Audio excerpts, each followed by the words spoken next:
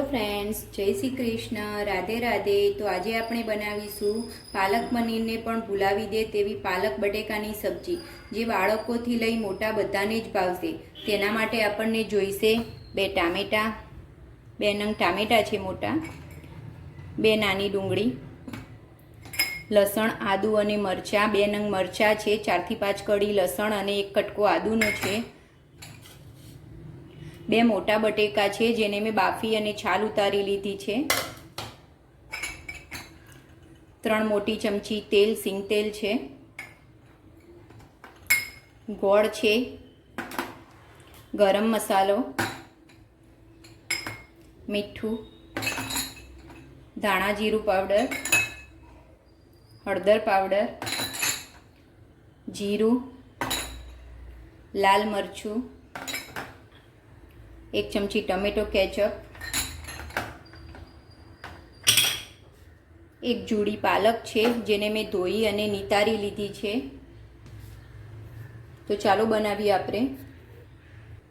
તો તેની માટે મેં એક પેન લઈ લીધું છે, તેમાં પાણી ગરમ કરવા મૂકીશું। આપણે પાલકને પહેલાં બાફીશું 5 મિનિટ।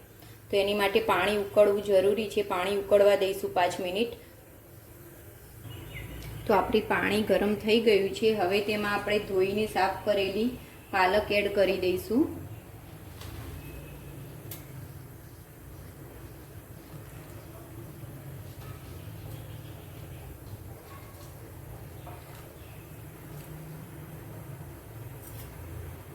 બધી જ પાલક બફાવા દેવાની છે 5 મિનિટ સુધી, પછી એને તરત જ નીકાળી લેવાની છે।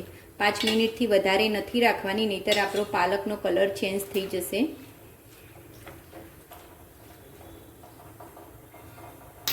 અને ઢાંકવાની પણ નથી, ઢાંકીને પણ નથી બાફવાની। આપણી પાલક બફાઈ ગઈ છે અને 5 મિનિટ થઈ ગઈ છે, એનાથી વધારે આપણે કૂક નથી કરવાની, નહીતર આપણી પાલકનો કલર ચેન્જ થઈ જશે। હવે આને આપણે બધું જ પાણી નિતારી લઈશું અને એને ઠંડી કરી લઈશું। તો આપણી પાલક ઠંડી થાય ત્યાં સુધી આપણે તેની ગ્રેવી કરી લઈશું, જેમાં 2 મોટા ટામેટા છે જેને મોટા મોટા કટકા કરીને મિક્સર જારમાં સમારી લેવાના છે।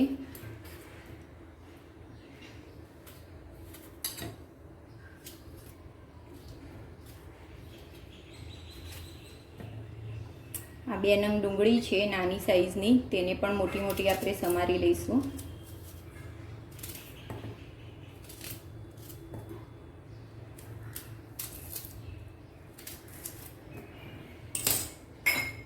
આદુ, મરચાં અને લસણ એને પણ અંદર નાખી દઈશું। હવે આની આપણે મિક્સર જારમાં પેસ્ટ બનાવી લઈશું। તો આપણી પેસ્ટ રેડી છે। તો હવે આપણે એનો વઘાર કરી લઈશું સબ્જી બનાવવા માટે। તેની માટે સબ્જી બનાવવા માટે મેં એક પેન લીધું છે। હવે ગેસ ચાલુ કરી અને તેમાં તેલ ગરમ થવા માટે મૂકીશું। આ 3 મોટા ચમચા તેલ છે, તેને ગરમ થવા દઈશું।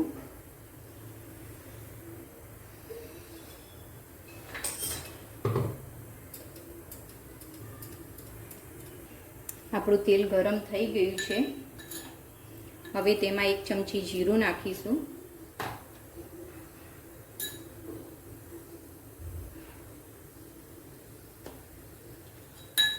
જીરું ફૂટે એટલે તેમાં અડધી ચમચી હિંગ નાખીશું,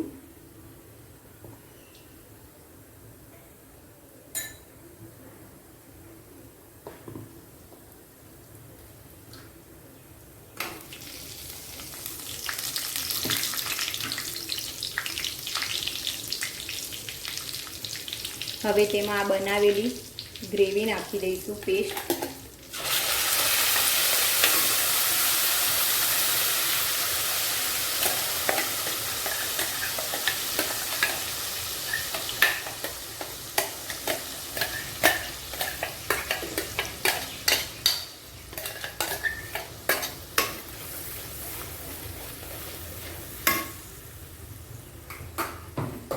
આપણી ગ્રેવીને 5 મિનિટ સુધી પ્રોપર એને સંતળાવા દેવાની છે। તેમાં મીઠું નાખી દઈશું, જેથી આપણી 1 ચમચી જેટલું મીઠું નાખી દઈશું, જેથી આપણી ગ્રેવી ફટાફટ સંતળાઈ જાય। અને ટામેટાં અને લસણની કચાશ નીકળી જાય. પછી એમાં આપણે બધા મસાલા કરીશું. આપણી ગ્રેવી સંતળાઈ ગઈ છે તો એમાં આપણે 1 ચમચી ધાણા જીરું પાવડર, 1 ચમચી લાલ મરચું પાવડર, અડધી ચમચીથી પણ ઓછું હળદર બધું મિક્સ કરી દઈશું.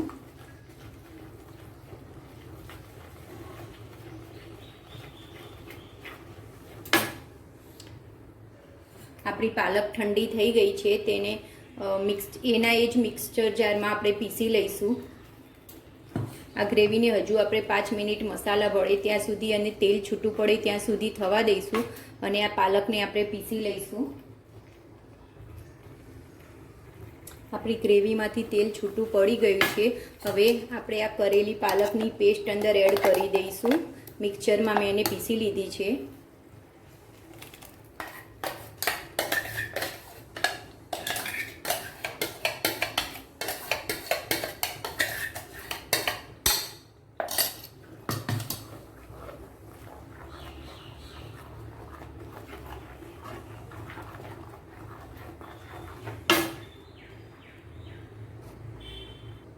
મિક્સચર જારમાં થોડું પાણી લઈ અને આ પાલકવાળી ગ્રેવી અંદર નાખી દઈશું.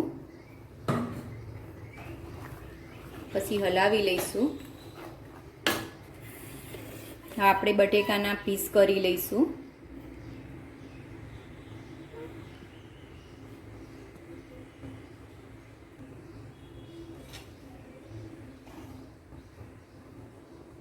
આપણે બટેકાના મોટા મોટા પીસ કરી લેવાના છે. એને બાફેલા છે જેથી કૂક થતાં વધારે વાર નહીં લાગે. ફટાફટ આપણે એના મોટા મોટા પીસ કરી લઈશું.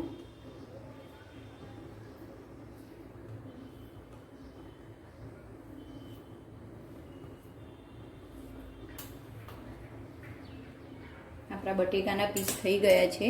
હવે આ બટેકાના પીસ આપણે સબ્જીની અંદર નાખી દઈશું.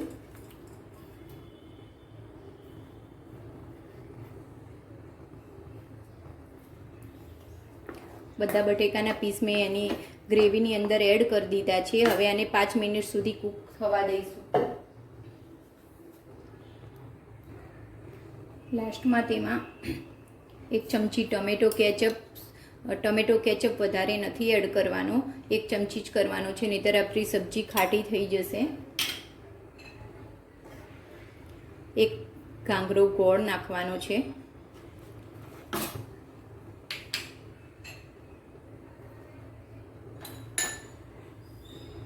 અડધી ચમચી ગરમ મસાલો એડ કરવાનો છે. હવે તેલ છૂટું પડે ત્યાં સુધી 5 મિનિટ સુધી એને કૂક કરવાની છે. પછી ગેસ બંધ કરી દેવાનો છે. વધારે એને પકવવાની નથી, નહીંતર આપણી સબ્જીનો કલર ચેન્જ થઈ જશે. તો આપણી સબ્જી ચેક કરી લઈશું. તેલ છૂટું પડી ગયું છે. આપણી સબ્જી બનીને રેડી છે. હવે આપણે ગેસ બંધ કરી દઈશું અને એને સર્વ કરીશું. જો બાળકો આપણા પાલક નથી ખાતા તો એમને હેલ્ધી ખવડાવવા માટે આપણે આ રીતનો ટ્રાય જરૂરથી કરવો જોઈએ. બધા જ બાળકો આંગળા ચાટતા રહી જશે એવી સરસ સબ્જી બને છે. આપણી સબ્જી રેડી છે. આપણે એને સર્વ કરી દઈશું. જો કેટલો સુંદર કલર આવ્યો છે. રેડી છે. મેં પર 1 ચમચી બટર નાખીને સર્વ કરી છે. તમે 1 ચમચી ઘી નાખીને પણ સર્વ કરી શકો છો. બહુ જ ટેસ્ટી સબ્જી બને છે ફ્રેન્ડ્સ. તો તમે તમારા બાળકોને આવી રીતે હેલ્ધી સબ્જી બનાવીને ખવડાવી શકો છો. જે બાળકો પાલક નથી ખાતા એમને આ સબ્જી સૌથી બેસ્ટ છે. જો ફ્રેન્ડ્સ તમને મારી આ રેસીપી ગમી હોય તો મારી વિડીયોને લાઈક કરો અને મારી ચેનલને સબસ્ક્રાઈબ જરૂરથી કરજો. Thank you. Bye bye. જય શ્રી કૃષ્ણ.